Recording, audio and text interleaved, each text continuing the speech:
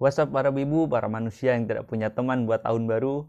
One Piece 1071 dengan judul Serangan Balik Sang Pahlawan sudah keluar. Yuk, daripada gabut, mending tonton ini yo. Chapter dimulai, Kuma asli yang melarikan diri menjauh dari pasukan revolusioner di chapter lalu.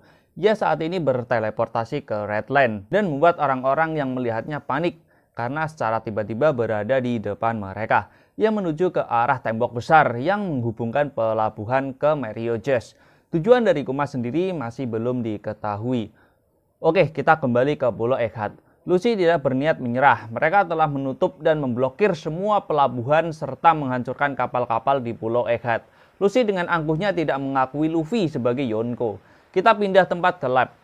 Semua klan Vegapunk telah selesai mengemas apa yang mereka butuhkan untuk meninggalkan pulau dengan kelompok topi jerami. Tetapi mereka cukup kerepotan dengan adanya CP0 yang masih saja mengganggu. Edison berkata, ada orang lain yang bisa membantu mereka, namun Edison enggan menghubungi orang tersebut karena dia tidak akan bisa bersembunyi lagi jika diincar oleh pemerintah dunia. Saat para klan Vegapunk bimbang untuk meminta bantuannya atau tidak, Vegapunk yang asli tanpa pikir panjang langsung memanggil pria itu. Lalu orang misterius itu mengatakan, aku sudah lama menunggu perintahmu. Jujur saya sendiri cukup penasaran sama seseorang yang dimintai bantuan oleh Vegapunk ini. Tapi kayaknya tidak mungkin pasukan revolusioner ya.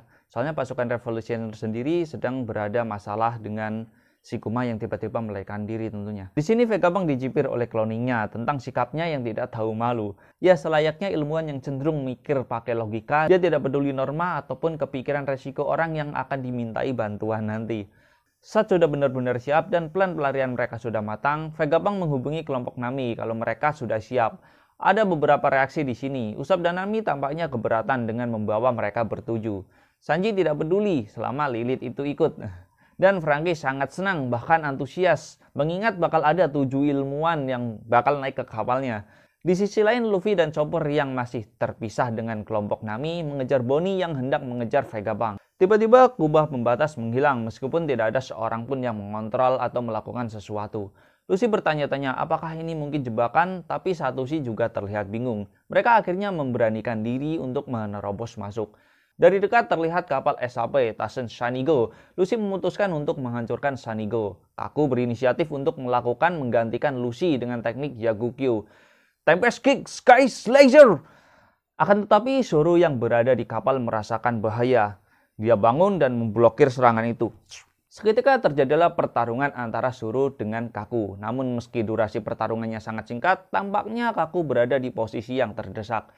Di kelompok Luffy, Chopper dan Jinbe akhirnya bertemu dengan kru lainnya. Tapi Bonnie tidak bersama mereka lagi karena sebelumnya dia terpisah dengan mereka. Robin menyadari bahwa Vegapunk yang asli telah menghilang atau pergi dari kelompok Nami. Kita pindah ke sisi lab ya, ke bagian yang lain, di mana terlihat Bonnie mengejar Vegapunk yang asli. Bonnie dengan kesal hendak menyerang Vegapunk, tetapi Vegapunk memintanya untuk mendengarkan apa yang dia hendak katakan. Ia mengatakan kepadanya bahwa dia tidak dapat mengembalikan Kuma seperti sebelumnya, tetapi ada alasan untuk itu. Kita pindah lagi ya di suatu tempat dunia baru. Kita diperlihatkan bajak laut Kapten Kid. Kapal mereka mendekati Pulau Elbaf. Di sini kita dapat melihat siluet dari Pulau Elbaf ya. Sayangnya kita tidak tahu nasib Law yang melawan Kurohige di chapter-chapter sebelumnya.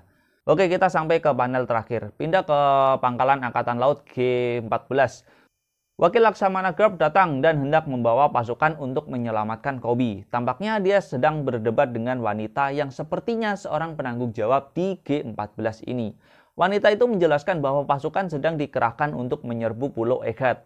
Dan saat ini mereka tidak dapat membagi pasukan. Orang itu juga menanyakan apakah Garp sudah dapat izin dari atasan atau belum. Dan seperti biasa, Garp hanya bertindak sesuka hatinya. Sesampainya di markas, Garp mengajak Helmeppo untuk naik ke kapalnya. Kita tidak tahu apakah Garp bersikap gegabah dan hendak pergi sendirian ke markas seorang Yonko.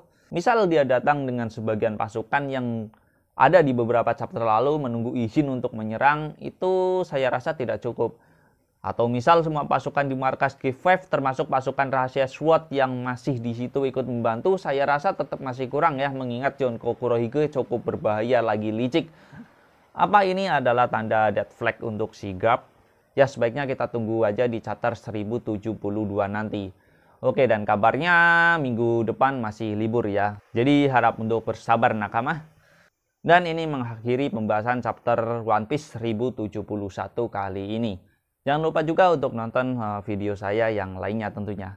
Oke, segitu saja. Saya Zen, Uriwah mau dah.